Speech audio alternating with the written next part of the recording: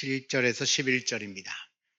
베드로전서 4장 7절에서 11절 말씀입니다. 381쪽쯤 되겠습니다.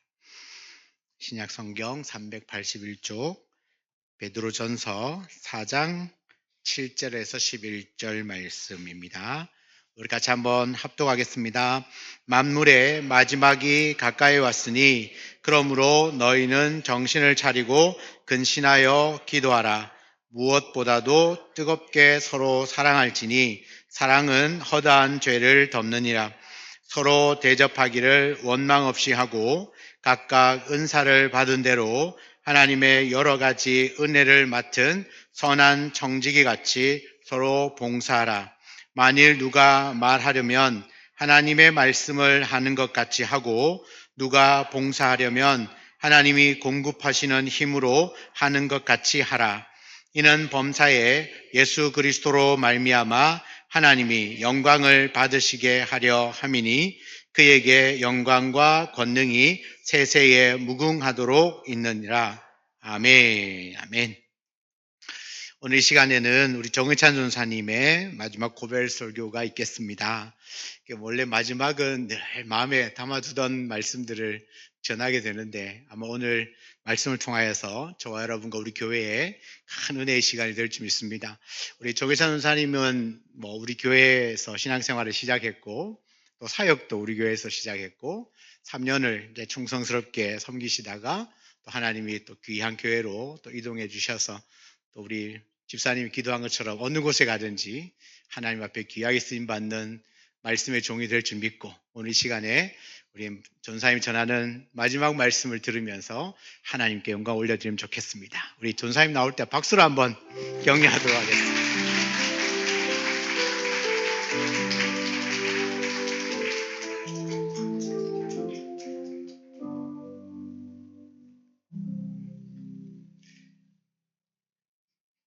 예.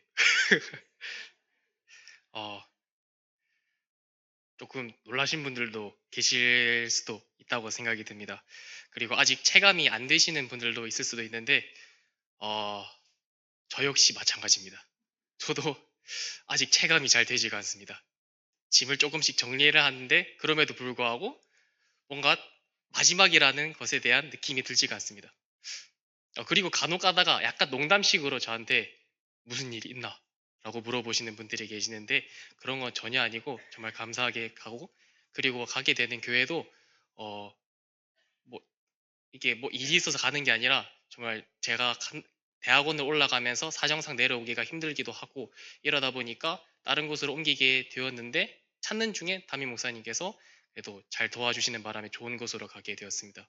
그래서 그 사이에 어떤 불화도 없고 어떤 안 좋은 것도 없고 정말 감사하게 예, 정말 감사하게 가게 되었으니 네, 맞습니다.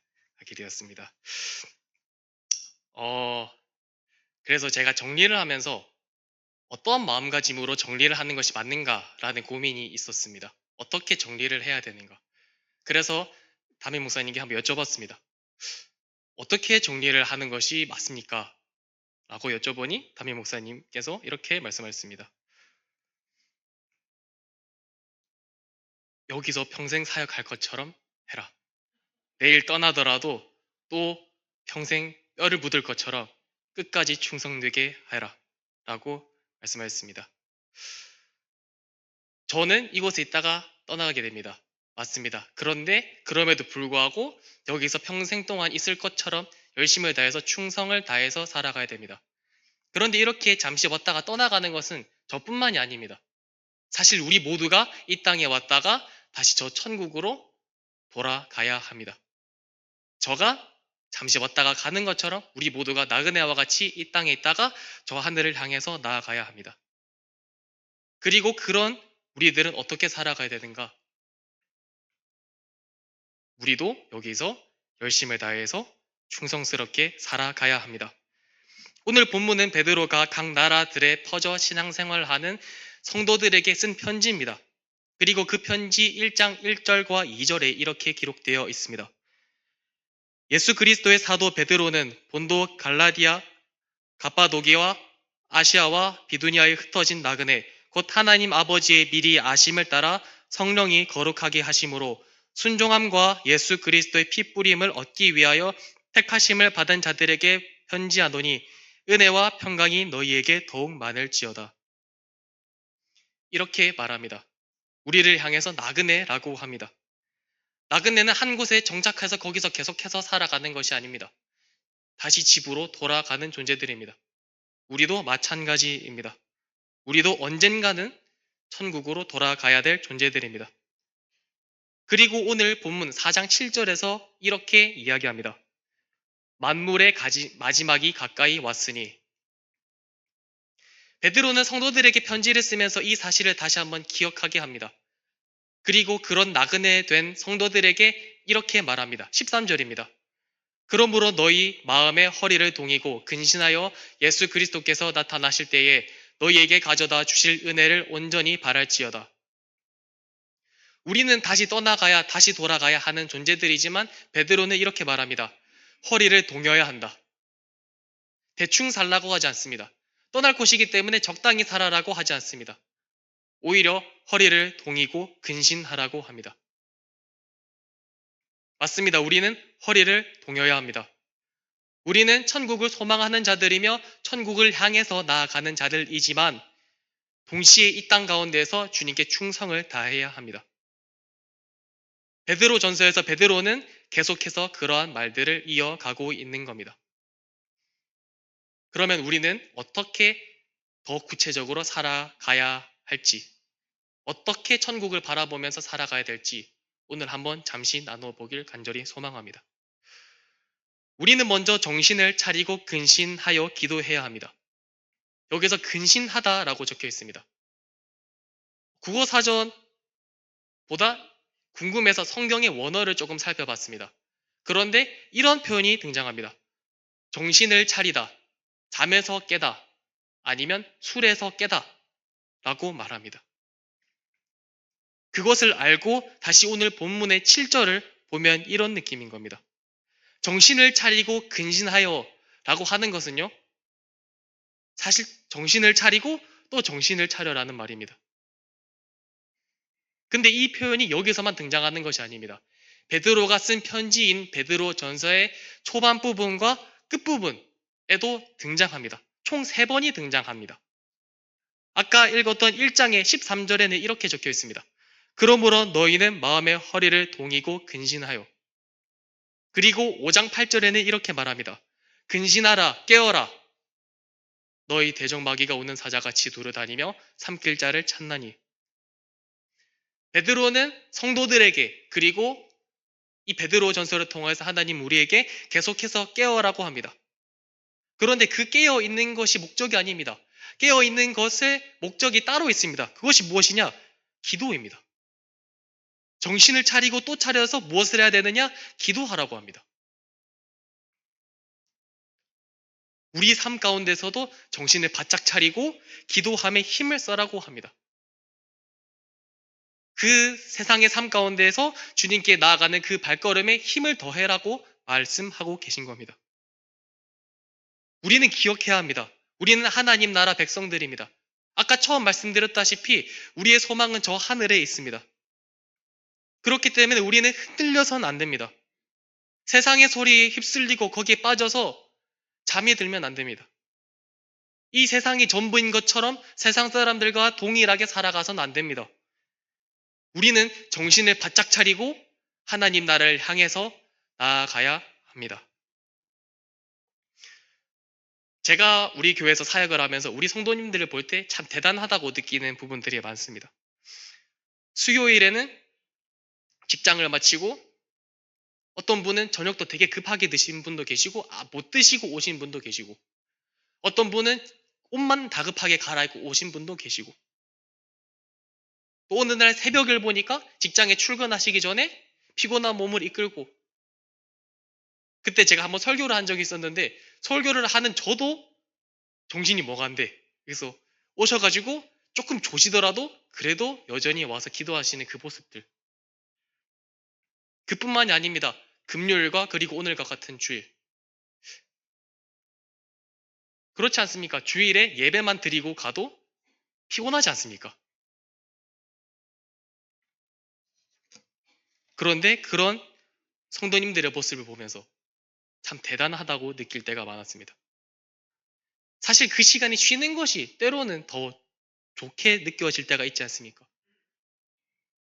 이렇게 주일에 집에 들어가면 또 휴식이 필요할 수도 있습니다. 그런데 여러분들은 지금도 여전히 이 자리에서 예배를 드리고 계십니다. 이전에는 이 모습들을 보면서 되게 당연하다고 생각했습니다. 근데 어느 날 갑자기 여러분들의 그 예배 드리는 모습을 보는데 이런 생각이 찾아왔습니다. 왜 이렇게까지 오시지? 저는 전도사니까 오는 것이 어떻게 보면은 당연한 것일 수도 있습니다. 근데 여러분들이 그 직장과 그 고된 삶을 살아내시고 또다시 평일과 금요일과 주일과 새벽에 오시는 그 모습들을 보면서 어떻게 저렇게까지 살아가시지? 라는 생각을 했었습니다. 바쁜 삶 가운데 쉬고 싶고 연휴가 길게 주일과 주말과 끼어 있으면은 해외로도 여행을 가고 싶고 휴가를 떠나고 싶고 분명 그러실 텐데 왜 그렇게까지 오시는가? 그런데 그런 제 마음 가운데 한 가지 생각이 찾아 들어왔습니다. 아, 이것이 정말 하늘에 소망을 둔 사람들의 모습이 아닌가. 세상의 삶 가운데에 예배를 끼워 맞추는 것이 아니라 예배가 중심이 되고 기도가 중심이 되고 말씀이 중심된 모습. 하나님 나라를 향하여 달려가는 그 모습. 더 윤택한 나의 삶을 위해서 기도하고 힘쓰고 애쓰기보다 그저 주님이 좋아서, 그저 예배가 좋아서, 그저 주님께 나오는 그 순간이 그것이 좋아서 주님께 나오는 그 삶. 그것이 바로 오늘 본문에서 말하는 권면하는 삶이 아닐까 싶습니다. 정신을 바짝 차리고 돈을 쫓아가는 삶이 아니라 정신을 깨워서 더 칭찬받기 위해서 더 높은 명예를 위해서 뛰어가는 것이 아니라 정신을 바짝 차리고 주님께 엎드리는 삶. 혼란스러운 상황 가운데서도 예배를 드리러 오는 삶. 저는 이 교회에 와서 여러분들의 모습을 통해서 정말 많이 배우고 봐왔습니다. 그리고 그렇게 해오셨던 우리 성도님들이기 때문에 다시 한번 이 본문을 통해서 부탁드리고 싶습니다. 계속해서 깨어서 기도하는 교회가 되길 간절히 소망합니다. 두 번째로 사랑은 죄를 덮는다고 합니다.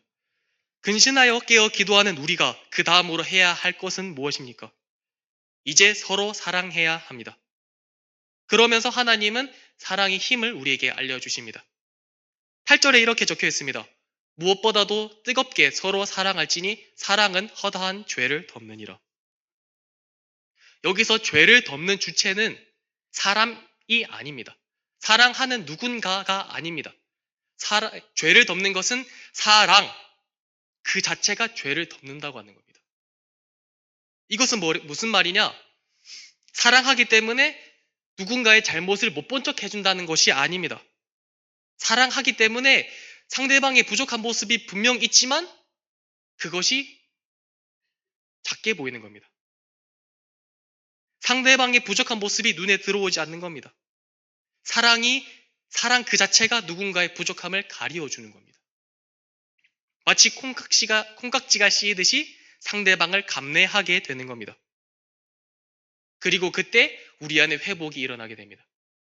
그 사랑을 하고 그 사랑 가운데 거할 때 우리는 다시 살아나게 됩니다.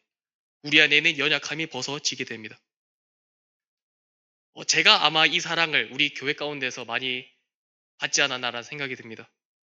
특히 제가 사역을 시작하고 나서 너무나도 부족했습니다. 제가 저를 보는데도 참 아무것도 할 줄도 모르고 어떻게 해야 될 줄도 모르고 그렇다고 뭐 나서서 뭔가를 할 수 있느냐 그런 것도 아니고 참 갑갑해 보였습니다. 그리고 시간이 지나서 뭐 선교에 갔을 때에도 참 전도사인데 제가 그 선교 인도네시아 단기 선교를 따라갔을 때 저의 모습을 다시 한번 되살펴보면은 제가 만약에 옆에 있던 다른 누군 선교 대원으로서 저의 모습을 봤다면 참 답답했을 것 같습니다. 뭐 열심히 하려는 마음은 있어 보이는 것 같았습니다. 근데 이게 참 뭐 제대로 하는 것도 없고 뭐 이게 참 안타까워 보였습니다. 그것처럼 저는 너무나도 부족한 사람이었습니다. 그런데 그럴 때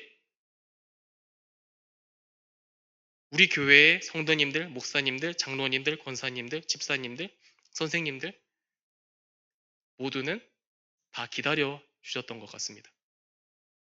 사실 보기에 참 많이 부족하고 눈에 차지 않는 모습도 많이 보이고 수련회 준비할 때도 참 답답해 보이고 사역할 때에도 설교할 때에도 아까 말씀드렸던 그 선교를 갔을 때에도 제가 봤을 때도 제가 참 그렇게 답답한데 여러분들의 눈에 봤을 때 어땠겠습니까? 사실 그 속에서 저는 저의 모습을 보면서 조금 자신이 없었습니다. 스스로 기가 조금 죽어 있었습니다. 스스로도 열매는 보이지 않고 할 줄 아는 것도 없어 보이는 가운데 있기 때문에 주일이 되면 불안함에 올라오게 됐었습니다. 수련회를 준비할 때에는 두렵기도 했습니다. 너무 두려웠습니다. 그래서 그 불안함 가운데에서 제가 해야 될 일을 잘 못 해낼 때가 참 많았습니다. 그 연약함이 저 안에 있었습니다. 근데 그런 저를 향해서 우리 성도님들은 어떤 반응을 보이셨냐면 손가락질하고 비난하는 게 아니라 어디 뭐 도와줄 것 없냐? 도움이 필요하면 말해라. 그리고 격려해 주셨습니다. 여러분들을 저를 품어주셨습니다.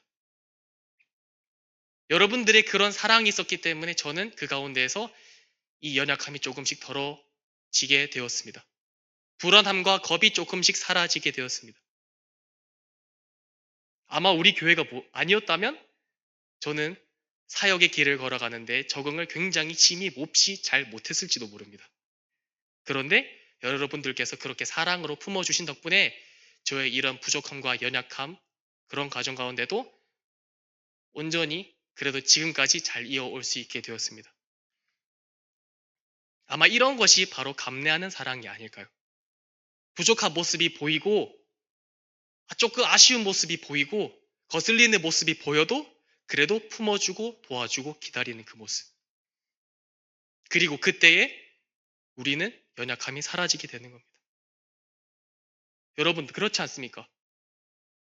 우리가 아무리 연약한 존재들이라고 한들 어떤 누가 연약한 채로 살고 싶겠습니까? 어떤 누가 집에서 싸우고 싶겠습니까? 우리 모두 다 좋은 누군가가 되고 싶습니다. 좋은 친구가 되고 싶기도 하고 좋은 부모가 되고 싶기도 하고 좋은 자녀가 되고 싶기도 합니다. 그러나 우리 안에 우리의 능력으로는 해결할 수 없는 부분이 있습니다. 우리의 노력만으로는 스스로의 노력만으로는 극복되지 않는 부분이 있습니다. 그러한 것은 우리 혼자만의 노력으로는 이루어지지 않습니다. 그러면 언제 그 연약함이 사라지게 되느냐? 그 감내하는 사랑 가운데서.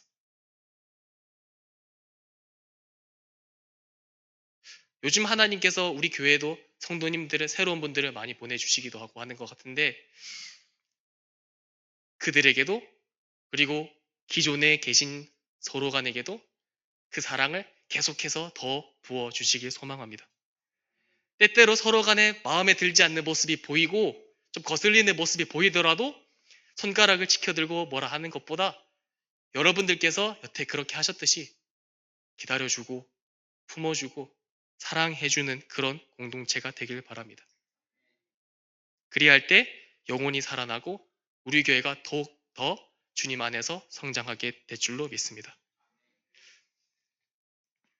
마지막으로 우리 교회가 끝까지 기쁨 가운데서 소망 가운데 서로 섬기길 바랍니다. 오늘 9절입니다. 이렇게 적혀 있습니다. 서로 대접하기를 원망 없이 하고 이 구절을 조금 더 잘 이해하려면 그때 당시 이 베드로 전서를 받은 교회들의 상황을 살펴볼 필요가 있습니다. 그 교회들은 어떤 상황이었느냐? 지금 저희처럼 한 교회라는 건물에 모여서 여러 사람이 예배를 드릴 수 있는 상황이 아니었습니다. 각자 나라의 각자 마을마다 퍼져서 적은 사람들이 모여서 예배를 드려야 했던 상황입니다. 그렇기 때문에 이런 교회나 건물에서 예배를 드리는 게 아니라 누군가의 가정에서, 누군가의 집에서 모여서 예배를 드릴 수밖에 없었습니다. 그렇기 때문에 매번 다른 성도님들이 오실 때 누군가는 대접을 했어야 됐습니다. 누군가는 집에서 준비를 했어야 됐었고, 누군가는 집을 정리해야 했었습니다. 그렇기 때문에 여기서 말하는 대접하다라는 것은 단순하게 음식을 내어주다라는 것이 아닙니다. 그리 가벼운 일이 아닙니다. 게다가 집으로 성도들이 오는 것이기 때문에 불평과 원망이 생겨나기가 더 쉬운 상황이었습니다. 근데 그런 성도들을 향해서 베드로가 이렇게 말하는 겁니다. 서로 대접하기를 원망 없이 하라. 제가 참 우리 교회를 볼 때마다 감사할 때가 많습니다. 방송을 지금도 섬기시는 분, 찬양으로 섬기시는 분들, 그리고 이렇게 제가 예배 가운데 아까 올라오기 전에도 물을 마셨는데 그렇게 예배를 위해서 물을 떠주시는 분들도, 그리고 청소해 주시고 여기 트리를 다시는 분도, 그리고 바깥에 장식을 달아주시는 분도, 예배를 위해서 그냥 섬기시는 분들도, 아까 우리가 먹었던 그 점심을 준비해 주시는 분들도, 점심을 먹고 나서 설거지를 하시는 그분들, 너무나도 많은 분들을 봅니다. 그런데 그분들의 표정을 보면은 항상 웃고 계십니다. 분명 토요일에 오셨는데 즐겁게 청소하십니다. 웃으면서 하십니다. 기쁨 가운데 하십니다. 참 그럴 때마다 신기합니다. 다들 교회 나오는데 대접받고 끝나고 싶을 수도 있습니다. 다들 평일과 주말에 와서 섬기시는데 불평이 나올 수도 있습니다. 원망이 나올 수도 있습니다. 더 서로를 향해서 날카로워질 수도 있습니다. 근데 우리 성도님들의 그 모습들을 보면 참 항상 웃으면서 기쁨과 감사로 서로도 끼니도 챙겨주시고 그렇게 농담하고 즐겁게 섬기시는 모습들이 참 자주 보였습니다. 그런 모습들을 볼 때마다 제 안에 그냥 왠지 모르게 감사함이 찾아올 때가 많습니다. 저는 우리 교회가 계속해서 그렇게 감사함으로, 기쁨으로, 원망과 불평보다 주님의 은혜 가운데 섬기는, 대접하는 그런 교회가 되길 바랍니다. 기쁨과 감사함으로 서로 대접하며 하나님의 사랑을 나누는 귀한 주님의 공동체가 되길 간절히 소망합니다. 그런데 중요한 것이 있습니다. 11절입니다. 하나님이 공급하시는 힘으로 하는 것 같이 하라 라고 적혀 있습니다. 우리는 아까 제가 말씀드렸던 것처럼 정신을 차리고 하나님께 달려가야 합니다. 우리는 서로를 향해서 뜨겁게 사랑해야 합니다. 누군가를 품어주어야 합니다. 기쁨으로 대접할 수 있어야 합니다. 그런데 그것이 가능하게 되는 것은 어디냐? 우리의 힘이 아닙니다. 하나님이 공급하시는 힘 가운데 가능한 것입니다. 제 이야기를 하나 하고 마치려고 합니다. 사실 제가 창원 우리교회에서 사역을 할 때, 사역을 시작하면서 아까 제가 얼핏 말씀드리긴 했지만 스스로도 좌절할 때가 참 많았습니다. 처음에는 뜨거운 열정이 있었습니다. 그래서 무언가 바꾸어보려고, 부서를 바꿔보려고 막 이렇게 노력했습니다. 제가 노력하면 제가 맡은 중고등부 아이들이 일어나고 무슨 변화가 생겨날 거라 생각했습니다.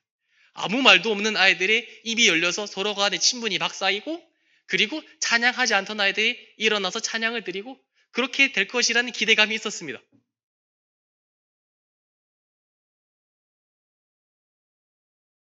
근데 그 3년의 기간 동안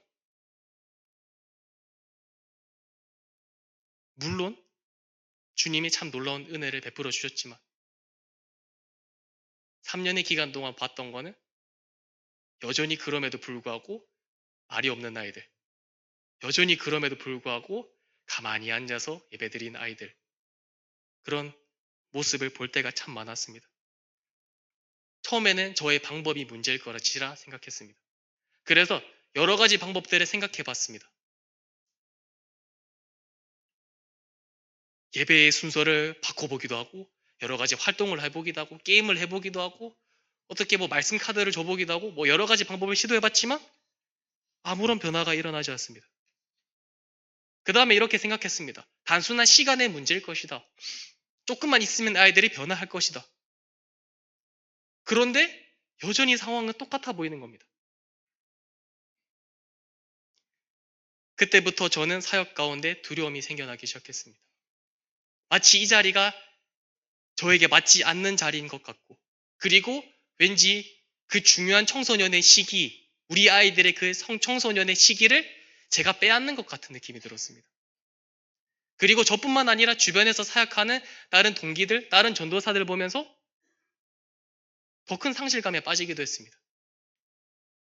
그래서 저는 서울에서 매주 금요일마다 점심을 먹고 4시간 30분 동안 고속도로를 타고 내려옵니다. 근데 그 정도 버스를 타면 빨리 내리고 싶을 때가 많은데 제가 참 불안함 때문에 이 버스가 도착하지 않았으면 좋겠다 라고 생각할 때가 참 많았습니다.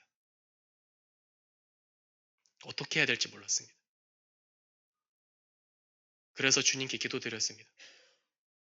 주님, 어떻게 해야 합니까? 저는 할 줄 아는 것이 하나도 없습니다. 그리고 이제는 주님께서 맡겨주신 영혼들에게 나아갈 힘조차 남아있지 않습니다. 그렇게 기도하던 어느 날 제 귀에 주님이 찬양을 하나 들려주십니다. 이 찬양이었습니다.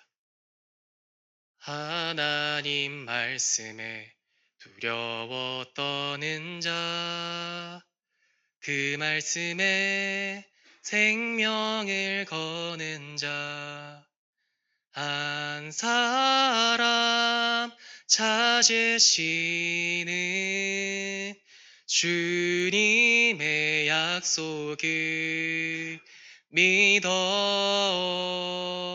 하나님 말씀에 운명을 거는 자, 순종하며 주 따라가는 자, 영원한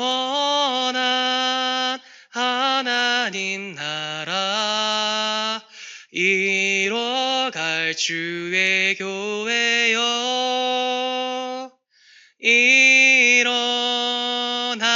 일어나라. 그때 제 안에 불이 붙기 시작하는 겁니다. 그리고 기도했습니다. 주님, 저는 현실적으로 봤을 때 능력이 없습니다. 그러니 주님께 목숨을 걸겠습니다. 주님의 능력을 보여주시옵소서. 다음 결단했습니다. 주님께 목숨을 걸어보자. 그 이후로 저는 매일매일 성경 앞에 나가기 시작했습니다. 적게는 30장씩, 많게는 50장에서 60장도 읽을 때가 많았습니다.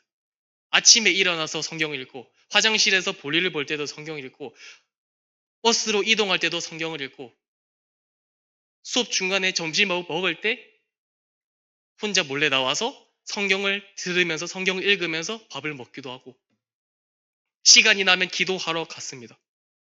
틈나면 기도하고 잠을 자기 전에 하루에 잠을 줄여가며 어떤 날은 2시간, 3시간만 자면서도 말씀 앞에 앉아 있으려 했습니다. 정말 잠이 오고 어떤 내용인지 이해가 안 될 때도 많았습니다. 근데 그냥 주님께 결단했던 그것, 그냥 주님의 능력을 한번 믿어보자, 그냥 주님께 목숨을 한번 걸어보자라는 생각에 다시 한번 엎드렸습니다. 졸리는 제 뺨을 두드리면서 다시 말씀을 읽으려고 나아갔습니다. 몸은 너무나도 피곤했습니다. 그래도 주님을 붙들기 위해서 이를 악물었습니다. 그런데 그러던 어느 날 제 안에 놀라운 일이 생겼습니다. 두려움으로 가득했던 제 마음이 이제 설레기 시작하는 겁니다.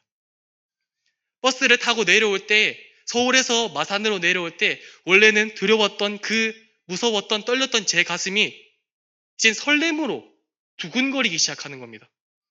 말씀을 전할 때 주님의 마음이 더욱더 부어지기 시작하는 겁니다. 절망만 보였고 저의 현실만 보였고 저의 능력만 보였던 이 눈이, 믿음의 눈이 열려 이 가운데 힘을 더해주시고 은혜를 더해주시고 새롭게 하실 그 하나님의 오른손이 보이기 시작하는 겁니다. 이제 제가 절망이 아니라 소망을 품게 되었습니다. 불안이 아니라 기대가, 염려가 아니라 소망이 제 안에 자리 잡게 되었습니다. 저는 그때 깨달았습니다. 아, 이것이 하나님의 능력으로 하는 거구나. 그래서 우리는 하나님이 공급하시는 힘으로 해야 하는구나. 제가 제 능력으로 할 때에는 좌절밖에 없었습니다. 절망밖에 없습니다. 기대가 없습니다. 그러나 주님이 공급하시는 그 힘 안에서 다시 하나님의 나라를 소망하는 자로 세워지게 되었습니다. 이 세상의 기대에 흔들리지 않게 됩니다. 하나님이 공급하시는 힘 안에서 우리는 서로를 뜨겁게 사랑하게 되는 겁니다. 하나님이 공급하시는 힘이 우리 가운데 부어질 때 우리는 기쁨으로 서로를 전심으로 대접할 수 있게 되는 겁니다. 여러분들, 저는 여러분들의 모습들 가운데 그런 모습들을 굉장히 많이 봐왔습니다. 그렇기 때문에 다시 한번 말씀드리고 싶습니다. 부탁드리고 싶습니다. 여러분, 우리 끝까지 주님을 한번 붙듭시다. 끝까지 기도합시다. 끝까지 사랑하고 끝까지 기쁨으로 대접합시다. 그리하여 주님 앞에 영광 돌리는 우리가 되길 간절히 소망합니다. 그리하여 창원을 품고 경남을 품고 나라를 품고 세계를 위하여 주님이 존귀하게 쓰시는 귀한 창원 우리 교회가 되길 간절히, 그리고 또 간절히, 다시 한번 간절히 소망합니다. 우리 함께 주님께 찬양 드리며 나아가시겠습니다.